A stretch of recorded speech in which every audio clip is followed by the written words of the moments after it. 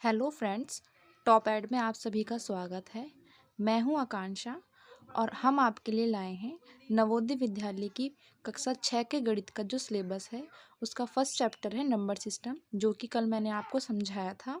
उसमें Indian system और international system के बारे में बात की थी, लेकिन आज हम टाइप्स ऑफ नंबर संख्याओं के प्रकार के बारे में बात करेंगे।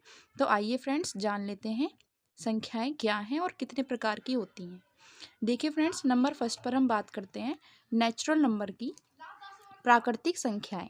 ठीक है, जो संख्याएं वस्तु को गिनने अथवा क्रम में रखने के लिए प्रयुक्त होती हैं वो सभी संख्याएं प्राकृतिक संख्याएं कहलाती हैं। जैसे 1 2 3 4 5 6 7 और भी इसमें आगे नंबर इंक्लूड हो जाएंगे, लेकिन वो सारे पॉजिटिव ही होंगे। ठीक है, आप इनका मतलब समझ रहे हैं। जो भी संख्याएं वस्तुओं को गिनने में यूज हो रही है, जब भी हम गिनने की बात करते हैं तो हम हमेशा एक से शुरुआत करते हैं। हम इसको ज़ीरो को इसमें इंक्लूड नहीं किया जाता, क्योंकि जब भी हम गिनने की शुरुआत करते हैं तो वहाँ ये नहीं कहा जाता कि ये जीरो वस्तु है। अगर 2 वस्तुएं हैं तो हम गिनेंगे 1 2। अगर 5 वस्तुएं रखी हैं तो 1 2 3 4 5। हम कभी भी जीरो से शुरुआत नहीं करते हैं। तो ये आपको समझ में आया होगा कि जो संख्याएं वस्तुओं को गिनने अथवा क्रम में रखने के लिए प्रयुक्त होती हैं वो क्या कहलाती हैं? प्राकृतिक संख्याएं। अब सेकंड की बात करते हैं पूर्ण संख्याएं, होल नंबर। शून्य तथा अन्य सभी प्राकृतिक संख्याएं पूर्ण संख्याएं कहलाती हैं। अगर हम इन प्राकृतिक संख्याओं में ज़ीरो को इंक्लूड कर दें, ज़ीरो भी इसमें आ जाए, तो वो क्या कहलाएंगी? होल नंबर कहलाएंगी, यानी पूर्ण संख्याएं। ठीक है, चलिए अब आगे बात करते हैं पूर्णांक संख्याएं, इंटीजर्स। वे संख्याएं जिनमें सभी पूर्ण संख्याएं और ऋणात्मक संख्याएं भी शामिल हो। मतलब अगर हमने पूर्ण संख्याएं यानी कि ज़ीरो से, 0 1 2 3, ये ज़ीरो से हम स्टार्ट करते हैं तो ये क्या होती हैं? होल नंबर होते हैं, पूर्ण संख्या है। लेकिन अगर हम पूर्ण संख्याओं में निगेटिव इंटीजर्स मतलब ऋणात्मक संख्याएं भी शामिल कर दें तो वो क्या कहलाएंगी? वो पूर्णांक संख्याएं कहलाएंगी। ठीक है, ये हमारे इंटीजर्स होते हैं जिसमें निगेटिव, पॉजिटिव और ज़ीरो भी इंक्लूड हो। देखिए मैंने यहाँ लिखा हुआ है, there are 3 types of integers.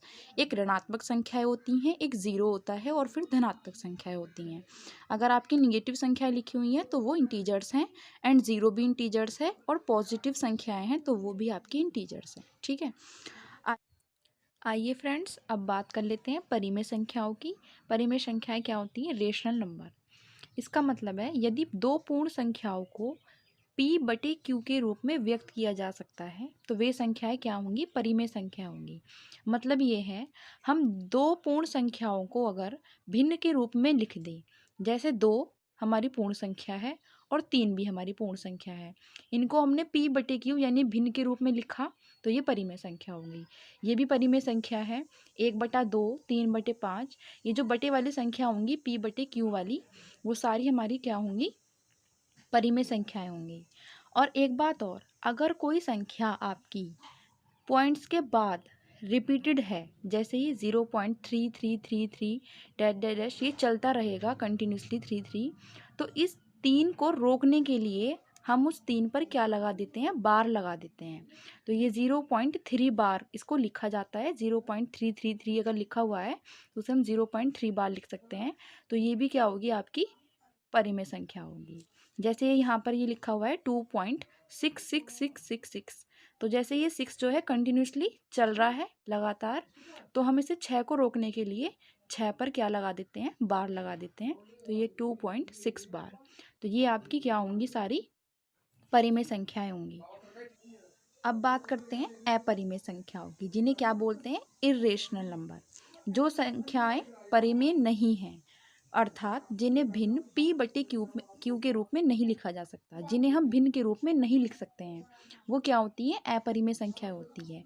जैसे आपकी √2, और जैसे ही आपको ये नंबर दिखाई दे रहा है 1.39382 डैश डैश डैश, मतलब अगर कोई संख्या यहाँ पर रिपीट नहीं हो रही है लेकिन वो कंटिन्यूसली चल रही है, यहाँ पर 9 आ रहा है, फिर 3 आ रहा है, फिर 8 आ रहा है, फिर 2 आ रहा है, फिर कुछ और आएगा आगे, ये रुकेगी नहीं, तो ये आपकी क्या होगी? अपरिमेय संख्या होगी। जैसे यहाँ पर है ये 1.34231154, ये आपकी चल रही है कंटिन्यूसली, लेकिन यहाँ नंबर रिपीटेड नहीं हो रहे हैं। जैसे ऊपर यहाँ परिमेय संख्या में जो नंबर थे वो रिपीटेड हो रहे थे कंटिन्यूसली, और उस नंबर को रोकने के लिए हमने उस पर बार लगाया था। ये आपकी परिमेय संख्या थी। लेकिन ये क्या है, ये भी कंटिन्यूसली चल रही है, लेकिन यहाँ पर रिपीटेशन नहीं हो रहा है, आपके नंबर चेंज हो रहे हैं। ये आपकी क्या होगी, अपरिमेय संख्या होगी। जैसे ये पाई है, पाई की वैल्यू होती है 22/7। क्या होती है पाई की वैल्यू, 22/7 होती है। तो 22/7 का मतलब है हम 7 से 22 को डिवाइड करेंगे तो 3.141592 कंटिन्यूसली, और कुछ भी यहाँ पर आगे आएगा जो चलेगा। तो ये आपकी क्या है, अपरिमेय संख्या है, इरेशनल नंबर है। जैसे ये ई है, ई की वैल्यू होती है 2.71828182 कंटिन्यूसली, यहाँ भी नंबर चल रहा है आगे, रिपीटेशन नहीं हो रहा है। तो ये भी आपकी क्या है, अपरिमेय संख्याएं हैं। नाउ अब बात करते हैं सम संख्याएं की। इवन नंबर क्या होते हैं? इवन नंबर ऐसी संख्याएं जो 2 से पूर्णतः विभाजित हो, सम संख्याएं कहलाती हैं। देखिए जैसे यहाँ 2 है, 4 है, 6 है, 8 है, 10 है, 12 है, ये सभी संख्याएं क्या हैं, 2 से विभाजित होने वाली हैं। और भी आगे नंबर होंगे, जैसे 36 है, ठीक है, ये भी आपका 2 से विभाज्य है। 18 है, ये भी आपका 2 से विभाज्य है। 100 है, ये भी 2 से विभाज्य है। तो ये सभी संख्याएं क्या हैं, आपकी सम संख्याएं हैं। ठीक है, अब बात कर लेते हैं विषम संख्याओं की, ऑड नंबर की। ऐसी संख्याएं जो 2 से पूर्णतः विभाजित ना हों, क्या कहलाती हैं, विषम संख्या कहलाती हैं। जैसे 1 है, 3 है, 5 है, 7 है, 9 है, 11 है, फिर 13 है। ये संख्याएं क्या होंगी, 2 से विभाजित नहीं होंगी। आप इनको 2 से डिवाइड नहीं कर सकते हैं ना, पूर्णतः विभाजित नहीं कर सकते हैं, मतलब पूर्णतः विभाजित नहीं हो सकती हैं। डिवाइड तो कर सकते हैं लेकिन पूर्णतः विभाजित नहीं कर सकते हैं। नाउ अब बात करते हैं अभाज्य संख्याएं की, प्राइम नंबर्स की। क्या होते हैं प्राइम नंबर्स? ऐसी संख्याएं जो केवल स्वयं से विभाजित हों, अन्य किसी संख्या से विभाजित ना हो। जैसे 2 है, ये 2 किससे विभाजित हो सकता है, सिर्फ 2 से हो सकता है या 1 से हो सकता है। जो संख्याएं स्वयं से हो या सिर्फ 1 से हो। अब 3 है, 3 किसी से विभाजित नहीं हो सकता है, सिर्फ खुद के अलावा, स्वयं के अलावा या 1 के अलावा। ठीक है, ऐसे ही 5 है, 7 है। 7 के बाद 9 क्यों नहीं लिया हमने, क्योंकि 9 क्या है, 3 से विभाजित है, इसलिए वो अभाज्य संख्या नहीं होगी। 11 है, 11 या तो सिर्फ स्वयं से कट सकता है या फिर 1 से। 13 है, ये भी सिर्फ स्वयं से विभाजित हो सकती है या सिर्फ 1 से। ये आपकी संख्याएं क्या हैं, अभाज्य संख्याएं हैं। नाउ अब बात कर लेते हैं भाज्य संख्याएं क्या हैं। भाज्य संख्याएं क्या होंगी, वे सभी संख्याएं जो अभाज्य नहीं है, वे सभी संख्याएं जो अभाज्य नहीं हैं, भाज्य संख्याएं कहलाती हैं। इन्हें संयुक्त संख्याएं भी कहा जाता है, इस बात का आप ध्यान रखेंगे। इन्हें संयुक्त संख्या भी कहा जाता है, कंपोजिट नंबर को। जैसे 4, 6, 9, 10, 12, ये क्या है, आपकी अभाज्य संख्याएं नहीं हैं, तो इन्हें क्या कहा जाएगा, भाज्य संख्याएं कहा जाएगा। और आपको एक बात का ध्यान रखना है, एक ना तो भाज्य संख्या है और ना ही अभाज्य संख्या है। बच्चे इस बात को लेकर बहुत कंफ्यूज होते हैं कि एक क्या है, एक भाज्य है या अभाज्य है। आपको इस बात का ध्यान रखना है, एक ना तो भाज्य संख्या है और ना ही अभाज्य संख्या है, ये अपवाद में आता है। ठीक है, चलिए अब बात कर लेते हैं सह अभाज्य संख्याओं की, को प्राइम नंबर की। वे युग्म जिनका HCF मतलब हाईएस्ट कॉमन फैक्टर, यानी कि में से क्या हो, एक हो। वे युग्म जिनका हाईएस्ट कॉमन फैक्टर मतलब जो में से है वो एक हो, इन्हें क्या कहा जाता है, सह अभाज्य संख्या कहा जाता है। और इन्हीं सह अभाज्य संख्याओं को रिलेटिव प्राइम नंबर, सापेक्ष रूप से अभाज्य संख्या, आजकल एग्जाम में बहुत ट्रेंड चल रहा है कि सह अभाज्य ना पूछ करके रिलेटिव प्राइम नंबर मतलब सापेक्ष रूप से अभाज्य संख्या भी पूछा जाता है, जिसमें बच्चे क्या होते हैं, घबरा जाते हैं कि ये कौन से नंबर हैं। जबकि ये रिलेटिव प्राइम नंबर जो हैं ये आपके को प्राइम नंबर ही होते हैं, यानी कि सह अभाज्य संख्या आपकी सापेक्ष रूप से अभाज्य संख्या भी कहलाती है।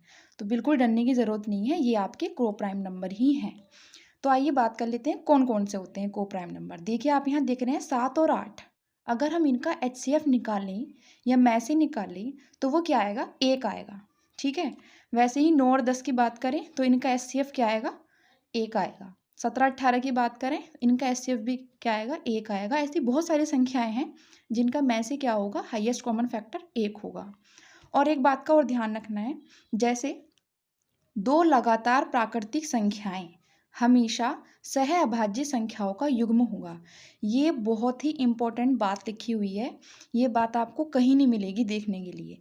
देखिए, दो लगातार प्राकृतिक संख्याएं हमेशा सहअभाज्य संख्याओं का युग्म होंगी, क्योंकि दो लगातार प्राकृतिक संख्याएं का जो मैसे होता है वो हमेशा ही एक होता है। कहीं भी आपको ऑप्शंस में दिया हो, आप तुरंत देख लेना कि अगर दो लगातार प्राकृतिक संख्याएं हैं तो वो को प्राइम नंबर ज़रूर होंगी। ठीक है, अब देखिए लास्ट है हमारा वास्तविक संख्याएं, रियल नंबर।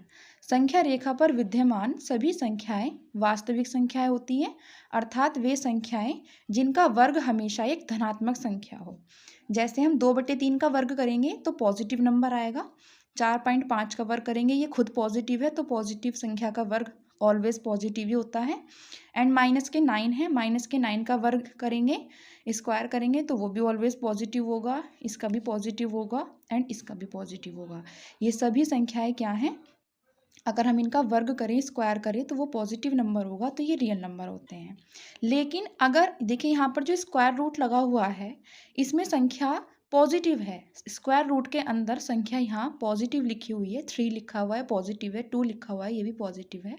लेकिन अगर आपके स्क्वायर रूट में वर्गमूल के अंदर संख्या निगेटिव हो, निगेटिव नंबर अगर आपका लिखा हुआ है, जैसे 2 है, -के 4 है, -3 आ जाए, -5 आ जाए, ठीक है, -10 आ जाए, कोई सी भी संख्या हो, अगर स्क्वायर रूट में वो माइनस में है तो वो वास्तविक संख्या नहीं होगी, ये एक काल्पनिक संख्या होंगी जिन्हें हम इमेजिनरी नंबर कहते हैं।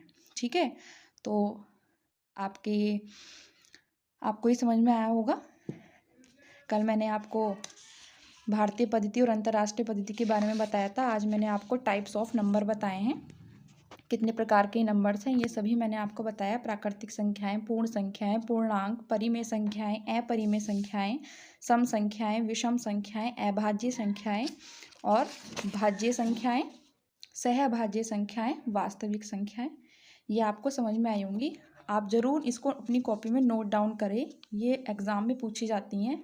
इनफैक्ट नवोदय विद्यालय ही नहीं, जितने भी कॉम्पिटिशन्स एग्ज़ाम्स हैं उसमें ये चीज़ें ज़रूर पूछी जाती हैं, क्योंकि ये बहुत इंपॉर्टेंट रोल रखती है नंबर सिस्टम के लिए। ठीक है, तो आप इनको नोट डाउन कर सकते हैं या स्क्रीनशॉट ले सकते हैं, आपकी बहुत हेल्प होगी इसकी वजह से। तो अगर आपको हमारी वीडियो पसंद आई हो तो लाइक, शेयर एंड सब्सक्राइब ज़रूर करें। और कोई भी आपको प्रॉब्लम है या कोई भी आपको कन्फ्यूज़न है तो आप कमेंट बॉक्स में पूछ सकते हैं, अपनी प्रॉब्लम कमेंट बॉक्स में लिख सकते हैं, उसका सॉल्यूशन आपको ज़रूर मिलेगा। तो अगर आपको हमारी वीडियो अच्छी लगी हो तो like, comment, share and subscribe ज़रूर करें। धन्यवाद।